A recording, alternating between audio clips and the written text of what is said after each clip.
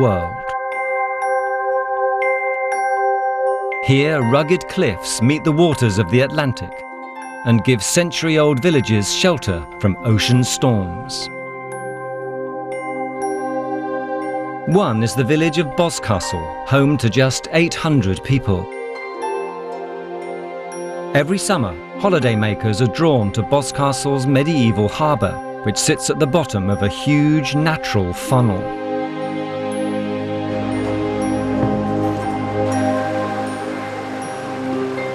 Trixie Webster serves the tourists at the Harbour Lights tea shop. The building had been in my family for 50 years. It was a 14th century building, which was one of the most photographed buildings in the whole of Cornwall. Graham King is curator of the Museum of Witchcraft in Boscastle. It's totally magical. It's something about the wildness of the sea, the very steep valley.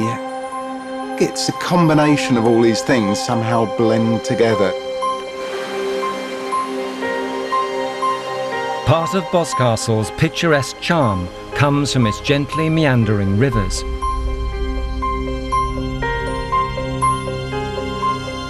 But this also means that any rain which falls here is channeled straight through the village.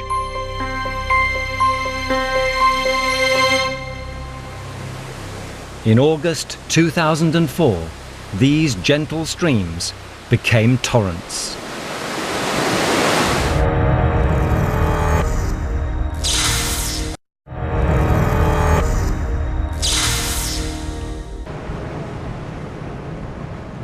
August 2004, the height of the holiday season in Boscastle, England. Trixie Webster was serving tea to a full house. It was just at midday, this big black cloud came over.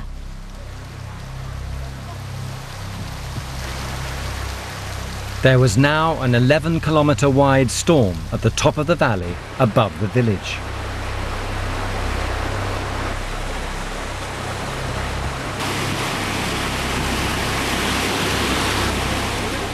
The river started rising at quite a horrendous rate, and it went right up to the top of the riverbanks, which is very unusual.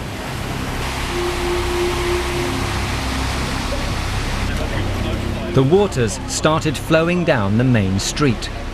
Boscastle was now at the mercy of a flood. It just changed into something that's terrifying. You can't imagine that's the same river and the same place, but of course it is. It's going to break the bridge.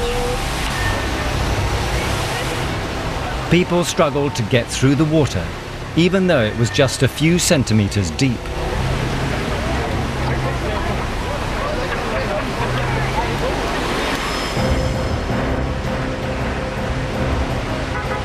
Then things went from bad to worse. From a car park at the top of the village, some of the cars began to drift downhill.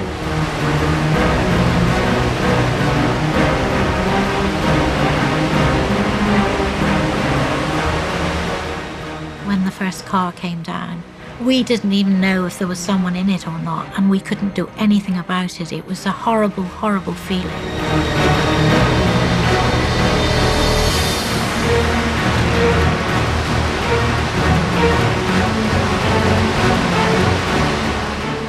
If anybody had fallen in at that point, there would have been no coming back, because to wash cars away as it did, cars and vans just bobbing along like dinky toys, that's quite powerful. The flood literally threw the cars at the buildings. Trixie Webster's 600-year-old tea shop began to crumble. The water just burst through the door and burst through the windows at the back. Every car that came down hit it.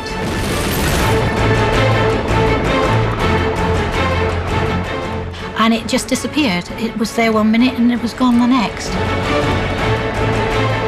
The building didn't stand a chance. It just disintegrated.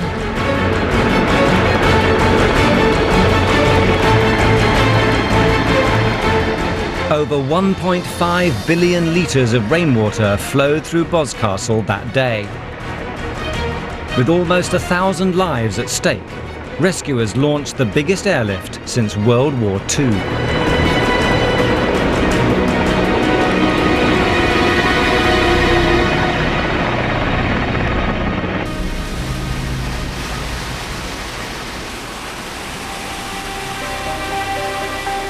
After 2 hours, the flood began to subside, exposing the devastation it had left behind. Just the destruction, the mess, it was just quite amazing. It's quite incredible how much the river had changed the landscape. It was like a bomb site. Everything was, it was terrible. Cars piled one on top of the other. The building across from me had trees in every window. It was very difficult to take on board, really.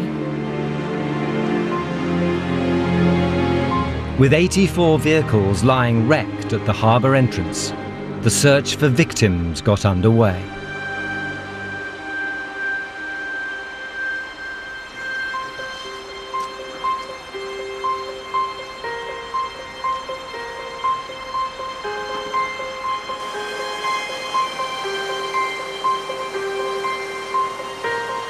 Dozens of cars had been swept through the village.